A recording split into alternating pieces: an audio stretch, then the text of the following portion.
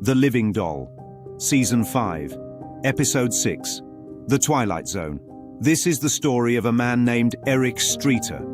It aired in 1963, in the final season of The Twilight Zone. Rod Serling stood at the doorway between shadow and substance and handed us a symbol that would outlive the black and white screen itself. It was called Living Doll.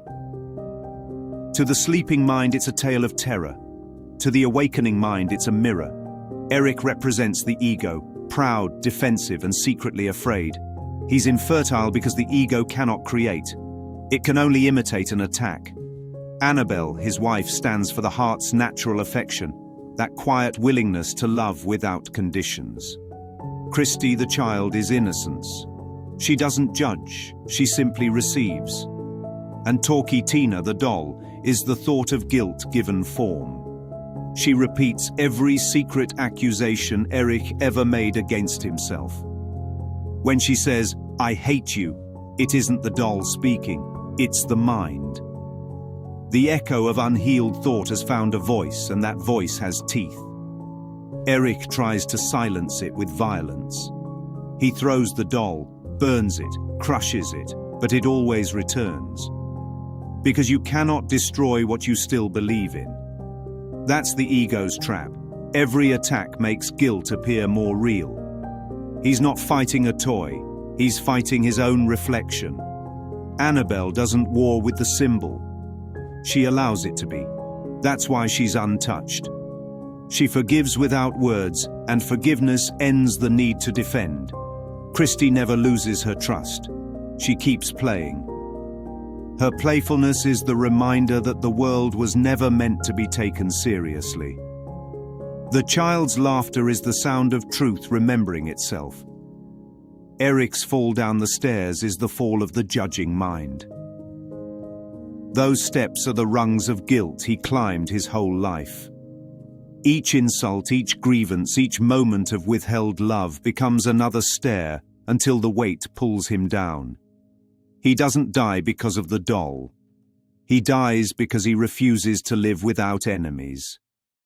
And yet death isn't escape. You don't wake from the dream by dying.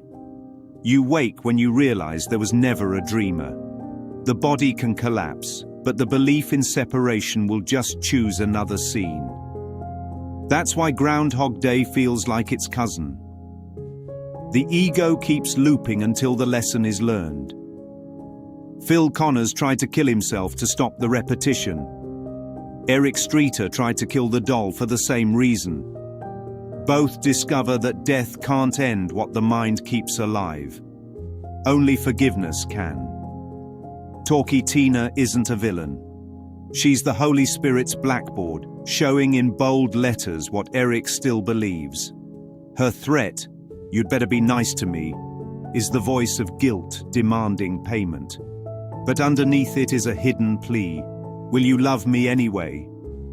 That's the question every form asks of its maker. Annabelle kneels beside Erich's body and hears the doll speak once more. The line isn't for her, it's for us. The Holy Spirit is whispering through the script. Be gentle with the mind that dreamed this. Don't be afraid of what you made. The world's haunted dolls are only thoughts in costume. The exorcism you seek is forgiveness. You don't need fire, you need light. Rod Serling closed the episode with quiet genius. Of course, the doll never had a mind of its own, except perhaps in the mind of the man who gave it one. That single line is the entire curriculum of A Course in Miracles. The world has no mind but the one projecting it. Every cursed object, every dangerous person, every disease is a Talky Tina repeating the ego's lie, "You're guilty." But guilt is nothing until you defend against it. When you stop defending, it disappears. When you laugh with the child instead of fearing the doll, the game ends. That's salvation in miniature. The miracle is not that the doll dies, it never lived. The miracle is that you see through it. And when you do, you realize the toy was never your enemy. It was your invitation home. Because the moment you stop believing in haunted things, the playroom turns into heaven again.